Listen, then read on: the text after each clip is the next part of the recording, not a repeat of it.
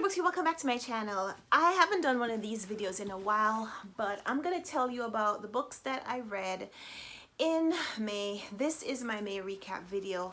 I'm gonna try to recap in 1 minute or less each book that I read in May. So here goes. First book that I read in May was A Printed Letter Bookshop by Catherine Ray. This one is an arc that I got from the publisher in order to review, and I loved it. It was very literary. It was about a young woman. She's a lawyer. Her aunt dies and leaves her bookshop as well as her home to her, and she's really inherited a whole community because along with the bookshop, you have to call it a bookshop, she's also inherited the two employees who were friends of her grandmother and the neighbor with who she may have romantic potential.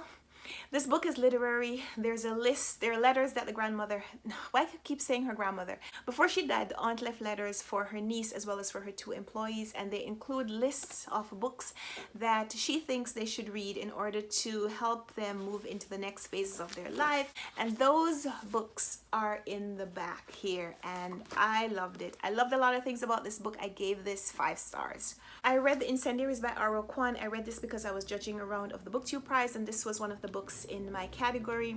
This one is about 2 young people who meet in college, Phoebe and Will, and they both have religious questions that are coming from their background. Phoebe has lost her mother, and her father is a pastor. He seems like an evangelical pastor. And Will was actually in Bible college studying the Bible and wanting to dedicate his life to ministry, but he's been asking God for questions and he's received only silence. And so these 2 people are questioning why things have happened to them, why they haven't been hearing from God. And eventually they get caught in a cult when they're in college. So there's an aspect of this book that explores trying to find deeper meaning in life by linking up with people who seem to have power, people who are charismatic and seem like they have the answers that you're looking for, but really they're just people who have learned how to be powerful and how to exert their power over your strong need for belonging to something. And so a lot of this book explored violence and the use of violence to feel things. So that was the second book that I read in May. There were things about this book that were a little unsatisfying. I gave this a 3 out of 5 star because it was short and I felt like there were some questions that I had that just weren't answered, and if the book was a little bit longer, it might have done a little bit better job. The next book is an arc that I got from the publisher, Brief Chronicle of Another Stupid Heartbreak by Adi Al-Said. And this one is a young adult novel about a teenage girl. She has just graduated from high school, about to spend the summer before college. She and her high school boyfriend have broken up at the beginning of the summer because, well, he says they're about to break up anyway before they go to college. They're not planning to have long distance relationships, so why not end things now? And she's desperately trying to get him back because she wants them to spend the summer together, and they're in New York. She has plans for them to do stuff. But she meets another couple who, even though they are faced with the same dilemma, they've decided to stay together and enjoy every moment that they can in the summer because they're in love and they want to experience everything that their love could possibly provide them, even if it is short-lived. And so this main character, her name's Lou, forgot that. Lou is a writer. She has an online column that she writes for this magazine. So she decides to shadow this couple and use them as the research for her article. But their lives get really caught up when she starts to have a little bit more of a connection than just journalistic tendencies. I liked a lot of things about this novel, not least of which the fact that it is set in New York. It is a bookish book where we have the characters who are all bookish. They spend time in the bookstore and they talk about books. I liked a lot of things about the way I feel like the author represented the true dilemma of being a writer and having deadlines, but creativity just doesn't seem to want to respect those boundaries, doesn't seem to want to respect those timelines. And so even though sometimes you feel like you have all the information that you need, all the research, just being able to put your lines on paper and communicate your thoughts just sometimes it doesn't feel like it flows. I think the author did a really good job of portraying that, so I gave this 4 out of 5 stars. I read Girls Burn Brighter by Shoba Rao. This one is an Asian author, so this helped me to participate in hashtag Asian Readathon in May. This one is set in India. It's about 2 poor Indian girls who meet each other and love each other as sisters. They share a very tight bond, but there's nothing romantic about their interest in each other. They're just connected because, well, they don't have anyone else who loves them. Let's just say it like that. These are 2 poor young women who their only hope for a different life, aside from the abusive life that they've been living in their parents' households, is that maybe some man will marry them. The parents will have to sacrifice to find the money to pay the dowry for a man to agree to marry them, but if they can get married, maybe they could have hope of producing a son and give their husband an heir and have usefulness in their life. There's a lot of sadness in that storyline, but it gets even worse because when we read the details of these 2 women, Savita and Purnima, even from the way they are named, one is named after the sun and one is named after the moon, and there's a lot of sadness. The things that these women go through, the author really did a really great job of communicating the value, the perceived value of women in this society, that while women are told that they have no value, the fact that women become commodities, that a family has to exchange from one to another, that woman is the person who produces the son and who then ensures the continuation of wealth, the continuation of a name, the continuation of a legacy, that we also read about commodities and business trade, where we see brothels and the development of trade, sex trade, but also trying to get women across borders so that they can perform domestic work. And the fact is that these stories demonstrate that women do have value, just not the same kind of value to themselves, but they are indeed valuable to other people. Otherwise, they wouldn't be tracking them down in the same way. I gave this book 5 out of 5 stars. It's one of the saddest narratives I've ever read. The fact that we read both women's stories and keep flipping back between following what happens with one and what happens to the other, and indeed the places that these women put themselves because they are so tied to the other person. 5 out of 5 stars. If you haven't read Girls Burn Brighter by Shoba Rao, drop everything, find this book and read it next. My Sister the Serial Killer by Oyinkan Brathwaite. I already returned that one to the library. I gave that book 3 out of 5 stars because it was short. I didn't feel like the story was very well developed. I didn't feel like the characters were very well developed. The main idea of the story is that we have 2 sisters. The younger one has a penchant for killing her boyfriends. Her father has died. She has inherited his knife, and whenever she is in a relationship and things become sticky for one reason or another, especially if they have succumbed to her feminine wiles, if she feels that they're weak, I think is when she does it. She stabs them, she kills them, and her sister, the older sister, who is supposed to be the main character of the novel, the sister, she calls the sister in the middle of the night. The older sister comes over and helps her clean up the murder, dispose of the body, and so she's able to continue without paying any kind of price for her crimes. Things take a little bit of a turn when the younger sister gets involved with a man who the older sister had her eye on, and I feel like there was good setup for the novel, and if it had been fleshed out, if it had been developed in a little bit more inclusive way, a little bit more character driven way, that this could have been a better novel. So I gave it a 3 out of 5 star rating because of what it is, because of what I read, even though I felt like it had the potential to be so much more. The story explored violence and how abuse triggers things in people, how people's characteristics and personalities develop based on how they're treated as children, And that is always a storyline that I'm uncomfortable reading because I feel like it justifies crimes, and I don't feel like there's any justification, especially for the crimes that the sister in this novel was committing. So I didn't like this book. I gave it 3 out of 5 star rating, and if I was gonna be harsh, I could have gone even further down. The next book that I read was West by Carys Davis, and I read this one also to judge the Booktube prize. This was my favorite of the books that I read in that category, so you know this is a 5 out of 5 star rating for me.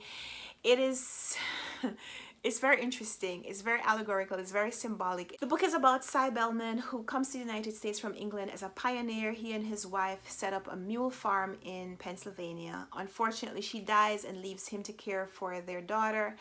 But when the daughter is about 10, Cy can't get it out of his mind that there are these huge animals west, and he must go to find them because the people who have gone west before him, the great explorers Lewis and Clark, they haven't been successful, but he is sure that he could find the animals that have left these huge bones in Kentucky, and he's going to go west and track them down. And so Cy goes west and meets up with a representative of a group of people that had gone west before him, the Indians who had been chased off their land and sent to look for something that doesn't exist. The intersection of these two impossible quests creates a very interesting dynamic, and the fact that this is such a short book means that there's almost no place to dither.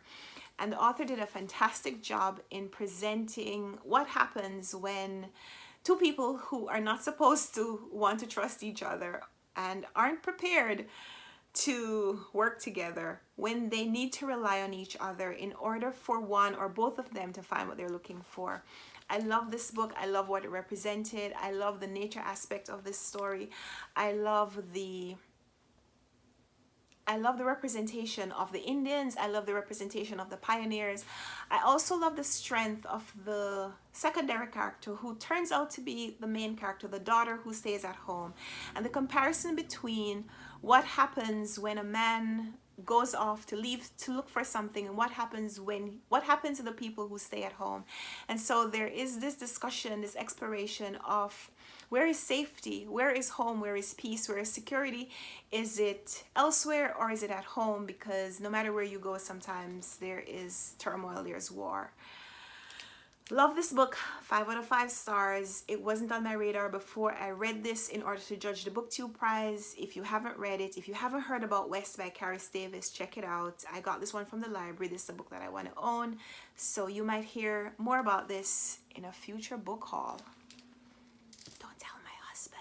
Next, I read The Great Alone by Kristen Hanna. This is my first time reading anything by her, and this one I also read in order to judge the Booktube prize. This one is set in Alaska. Main character is a 13-year-old girl named Lenny. Her father was in Vietnam. So the book is set in the 1970s. Her father has just come home from Vietnam, and he is broken. He's triggered by a lot of things, including the weather, including any talk about war or politics. And not long after he comes home, I mean, they've been moving around for a while, but eventually he gets a message that someone that he knew when he was in the war, who didn't survive, he's left his property in Alaska to him. So the family moves to Alaska to explore the unexplored frontier. And so a lot of this book is set in Alaska as this family tries to survive the harsh environment that they're now deciding to call home. Most of the book is focused on survival, what it means, what it takes in order to survive, all the things that are trying to take you down. And so we have the man versus environment theme, where the Alaskan environment is trying to kill all the people. There's just no way around it. Several times in this book it is mentioned how many ways there are to die in Alaska. You could just be standing outside and you just don't survive. But there's also the constant threat of violence from Lenny's father, the fact that he is physically abusive, extremely abusive to her mother, and her mother stands in her place so that Lenny doesn't feel the physical brunt of the abuse. But the fact that she's growing up in a place where her mother says that this is what she does in order to show her husband love. You also see that Lenny is growing up in an emotionally abusive environment, and the book is difficult to read because of those things, but it's a huge book with over 400 pages. There is opportunity to recover from one instance of violence to the next. And so ultimately I gave this 4 stars. The thing that I liked most about this book was the description of the Alaskan landscape and how strong a person had to be in order to survive. And so there was a lot of exploration of survival mode and what it took in order to survive. I also like some of the characters. I love the fact that this was a very tight-knit community, and some of the characters emerged to be real heroes and heroines, and I like that description that the author provided there. Then I read The Tattooist of Auschwitz by Heather Morris. I already returned that book to the library. It was a novelized account of a real-life story. We had a 25-year-old man from Slovakia, a Jew, who was taken to the concentration camps during World War II, and he gets the job as the tattooist, the person who's responsible for tattooing the numbers onto the Jewish prisoners. And although he's a Jewish prisoner himself, the fact that he has this job means that he gets certain privileges, and it allows him to meet and develop a relationship with a young woman who he marries after the war ends. But also he's able to help other people, other prisoners during the wartime. And it is his story, but it's a novelized account of his story. So I felt like the book suffered a little bit because the author was trying to stay true to the real life story, and in a lot of ways she moved away from novel writing to memoir writing. So we got a lot of telling and not necessarily showing. It felt more like a memoir narrative than a traditional novel with a lead up and a plot and a climax and resolution. So some of the book I felt was not as enjoyable because it felt like a memoir, even though it said it was a novel, and I couldn't quite wrap my mind around what was supposed to be real and what was supposed to be. So I gave The Tattooist of Auschwitz a 3 out of 5 star rating. Next book I read was The Overdue Life of Amy Byler. This is by Kelly Harms. This one is about a 40-year-old woman from rural Pennsylvania. She's a librarian, forced to return to her work as a librarian because her husband 3 years ago left. He left on a business trip, decided that he wasn't coming home, and so she was forced to go back to work in order to pay the bills to keep her family in this house, as well as to raise her 2 children on her own. But now, 3 years later, her husband has come back wanting to spend time with the kids, gives her an opportunity to spend some time in New York City over the summer. So she starts off going to a librarian's conference, but decides to stay and kind of kick her heels up and enjoy New York City. There's a lot of literary components to this book where we get her discussing her job and at the librarian conference where she's telling people how she's helping kids who are reading below their grade level, how she helps them develop an interest in books and literature. And I love that. I love that there were journal entries where her teenage daughter was writing to her mother, and through her journal entries she's talking about books that she's now reading and enjoying, books that she's choosing for herself because of what her mother has done. But also she's kind of giving some kind of advice and counsel to her mother in how to live her life, trying to understand some of the choices that her mother has made, but also counseling her on decisions that she wants her to make moving forward, so she can kind of look up to her, live vicariously through her. I'm not sure. So I liked a lot of things about this book. I love the literary value. I love the New York setting. And I gave this 4 out of 5 stars. Then I got this arc from the publisher, How We Disappeared by Jingjing Lee. And this is a dual timeline novel about a young woman named Wang Di. She's from Singapore. We meet her when she's a teenager, and the matchmaker has just come to her village, come to her house, trying to get her parents to agree for her to be married. This is right before the war happens, and we are treated to the scenes of the British and Australian expatriates who live in the country, but we're also able to see the Japanese invasion as it happens through this storyline. And while Wang Di and her family are very poor at the beginning of the novel, things get even more desperate when the Japanese invade.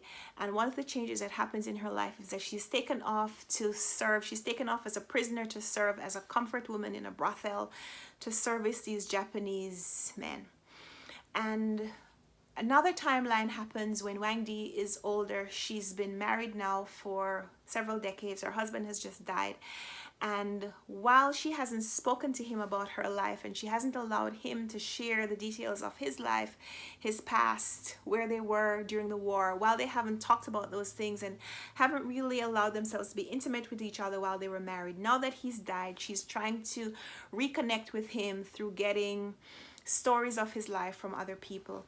There's also a secondary timeline, which is a young boy who, when his grandmother is on her deathbed, she reveals something to him, thinking that she's talking to her son, who's his father. She reveals something to him that connects his life and connects his story and that grandmother's story with Wang Di. And so how he disappears is an exploration of the things that we give up about ourselves, and how some of those things are given up voluntarily, how they're taken from us, and the multiple ways that a person can lose their identity, can lose themselves, not just from physical death or physically being lost, but how you can disappear from the place where you should be. I liked a lot of things about this novel. I like the fact that it was set in Singapore, and so it allowed me to not just get an arc from the publisher and do a review, but it also allowed me to learn something about a history that I'm not very familiar with.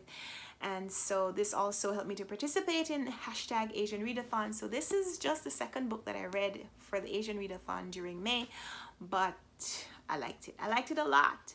And I like the cover of the finished copy. This is dark.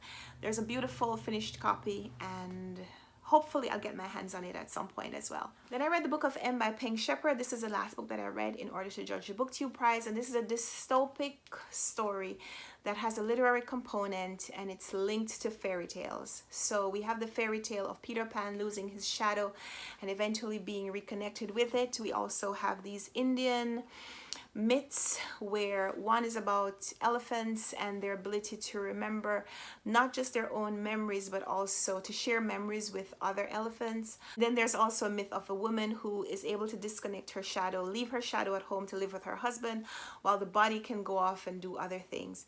And so in this book we have characters who are losing their shadow through a plague of forgetting. So after the plague takes full effect, we have two groups of people: the shadowless, those who have been disconnected from their shadows and have lost their memories and in a lot of cases their identity, and the shadowed, those who knew them, who loved them, and who are trying desperately to reconnect them with who they were so that their lives can go back to normal. There's a lot in this book. There's a lot. It's almost 500 pages. It is literary, it is complex, it is violent, it is dystopic, it brought a lot of feelings. I'm not sure, still not sure how I feel about the book, but I liked a lot of things about it. I gave it a high 4-star rating. Even though there were places in the book where it droned, I felt like it was unnecessarily violent, and some of the characters felt a little extraneous, like the author killed them off just because she had no more use for them, which made me question why they were introduced in the first place.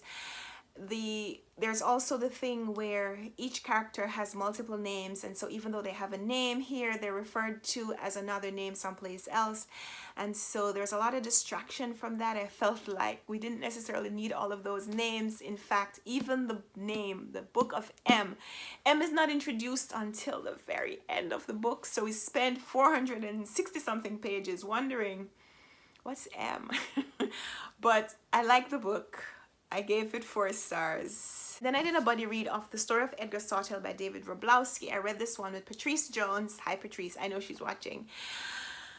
For about half of this book, it was a strong, solid 5-star for me. I felt like the author did a really inclusive, expansive work where he laid out the life story of not just Edgar Sawtelle, who's I think he's 13 years old, a young boy who's mute and has this ability, this unique ability for language, because he can communicate by hearing and signing with humans, but he can also communicate by sign with animals. And so his dog breeding family, he is the perfect link between the humans and the dogs, because he has this remarkable ability to communicate with them.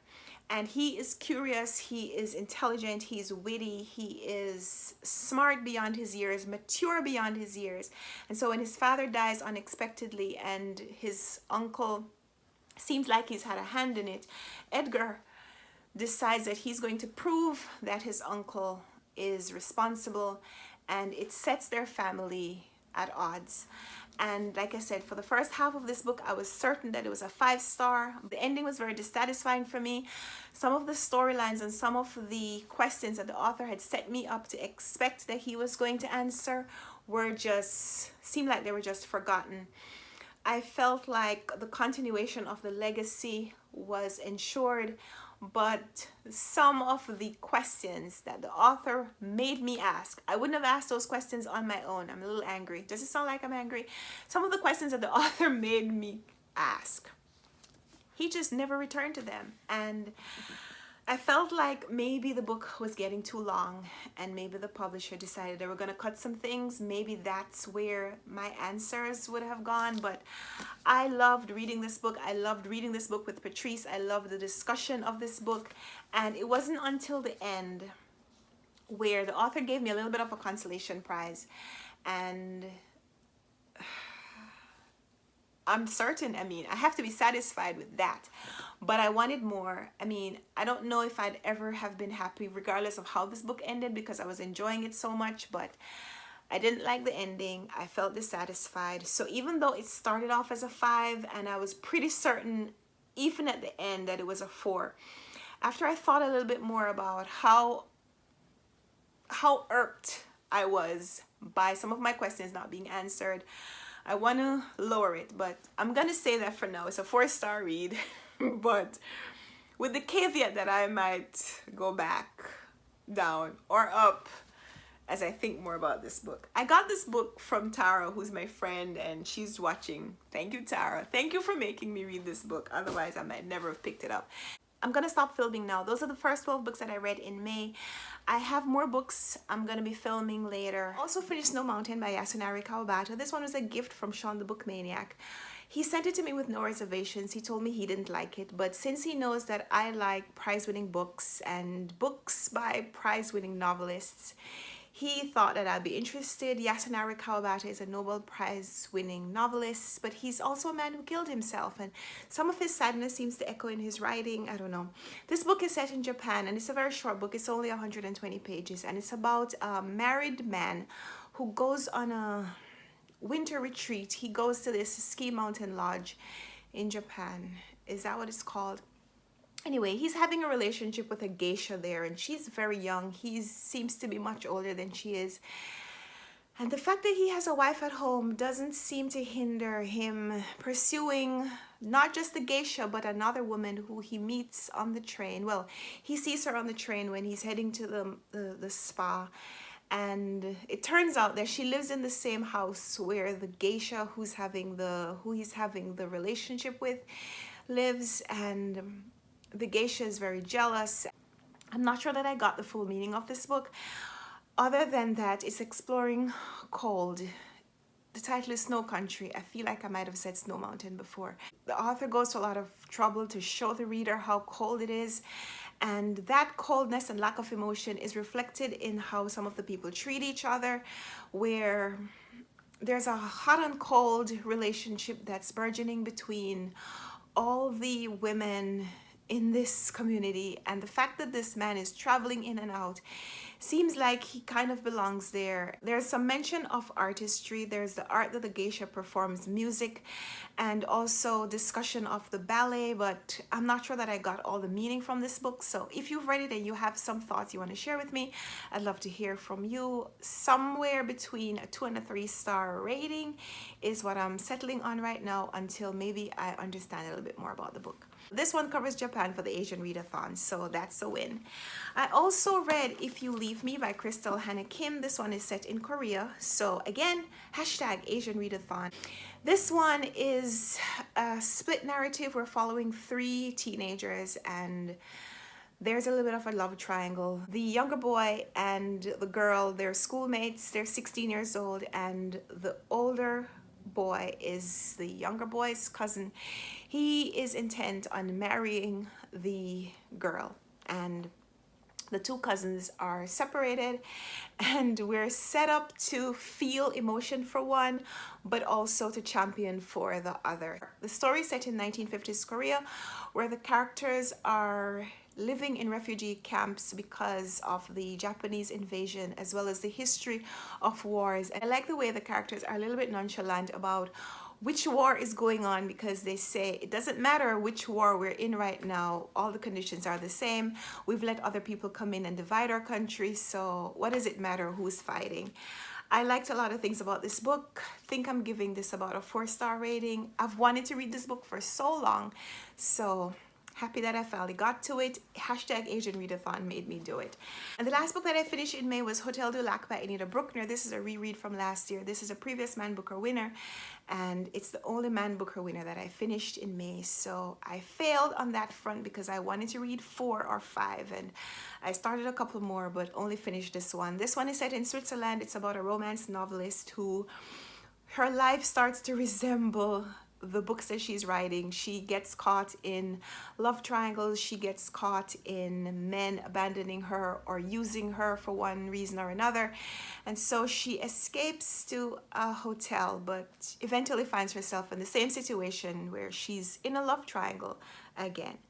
And more thoughts on this one coming, because I'm going to be filming my reviews for these pretty soon. And so that's my May reading recap. I read 15 books in May. I am so proud of myself. And 4 of those were set in Asian countries. I read a book that was set in India, Girls Burn Brighter. How We Disappeared was set in Singapore. If You Leave Me was set in Korea. And Snow Country was set in Japan. No, I didn't read all the books that I planned. Of course, my May TBR was a lot bigger. My May TBR revisit video is going to be coming pretty soon. Thanks for watching this video. Give me a thumbs up if you like it. Subscribe if you want to see more. Let's talk in the comments. Let me know what was your favorite book that you read in May. Mine is still a toss-up between West by Caris Davis and The Story of Edgar Sawtelle by David Roblowski. Even though I didn't like how the book resolved, I spent so much time loving the book because it was such a big book and I loved the first part of it that I still have to say it was one of my favorites of the month. So let's talk in the comments. Let me hear about your favorite read from May, and we'll talk down there. So until next time, happy reading. Bye.